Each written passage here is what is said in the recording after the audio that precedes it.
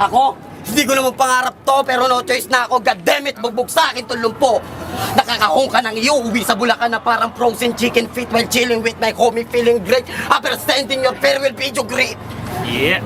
Ano, masakit ba? May mas masakit pa dyan. Yung parang sakit mo na yan na kahit papikit ka pa lang ay parang patay ka na naman. Isipin mo pa lang ay natataranta ka na agad na tumawag ng katulong kaya paano ka magiging hari? Bukod sa tigilong mong trono, ano pa ang yung pagmamayari? Yang nonsense mong ari na di na kayang dagdaganan yun lagi.